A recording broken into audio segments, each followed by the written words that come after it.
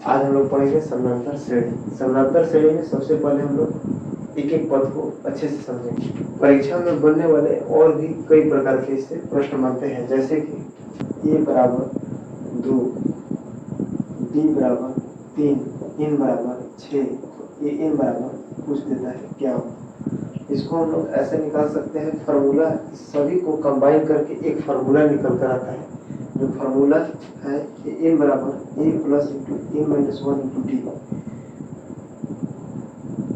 जिसमें a का मान हो जाएगा 2, n का मान हो जाएगा दिया है 6, तो यहाँ पर 6 रखेंगे माइनस 1 और d का वैल्यू हो जाएगा 3, तो 3 2 प्लस 6 में से 1 घटेगा 5 और गुना 3, 3 5 15 हो जाएगा, प्लस 2 है 2 2 15 और 2 17, यानी कि हमारे इसमें अंतिम पद कितना होगा 17 होगा।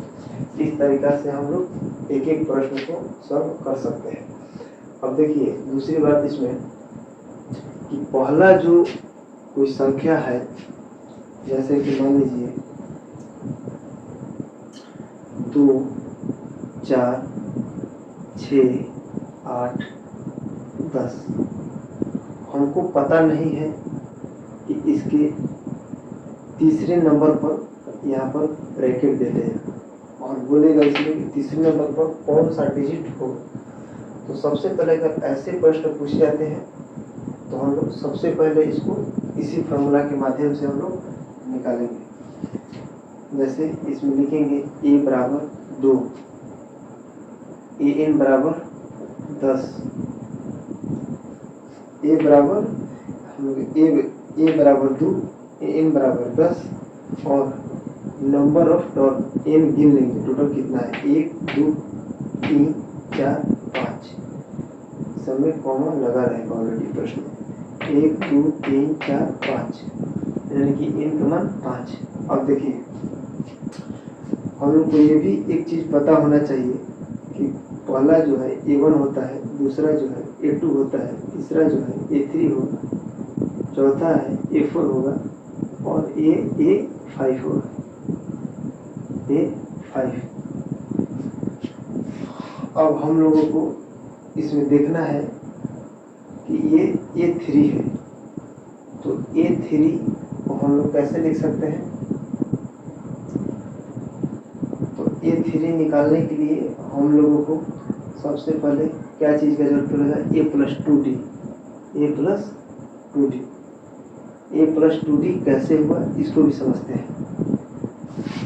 a प्लस 2d यानी कि यहाँ पर n की जगह पर हम लोग 3 रखें इस फार्मूला में। देखिए यहाँ पर रख पर इसको भी हम लोग समझ लेंगे, थोड़ा इधर हम लोग थोड़ा इसको भी रफ में करके समझ लेंगे। जैसे यहाँ पर a3 का मतलब क्या है, यदि लिखा जाए तो हम लोग इसको कंपेरिजन करेंगे an से, यानी n का वैल्यू होगा 3, फिर n वाला सूत्र पर बैठाएंगे तो a plus into n minus 1 into D, a की जगह पर a प्लस और n की जगह पर 3 बैठाएंगे तो 3 माइनस 1 और d, यानी a प्लस 3 में से घटेगा 2 और गुणे d यानी 2d, निकल कर के आया a प्लस 2d, यानी इसका वैल्यू आया। इस प्रकार से जब a प्लस 2d आएगा, बाकी का वैल्यू यहाँ पर दिया रहेगा, तो यहाँ पर हम लोग लिख सकते हैं a की जगह पर 2 प्लस 2 और d की जगह पर हम लोग अंतर देखेंगे तो 4 में से 2 घटेगा तो 2 आएगा, यानी d की भी जगह पर क्या होगा 2 2 दूनी 4 और 2 6, यानी यहाँ पर 6 भराएगा। 6 हमारा यहाँ पर करेक्ट आंसर होगा। इस तरीक़ा से एपी के बारे में हमने एक एक पार्ट को अच्छे से जानकारी दिया। इसका नेक्स्ट पार्ट अगले वीडियो में बनाएंगे। तब तक के लिए धन्यवाद।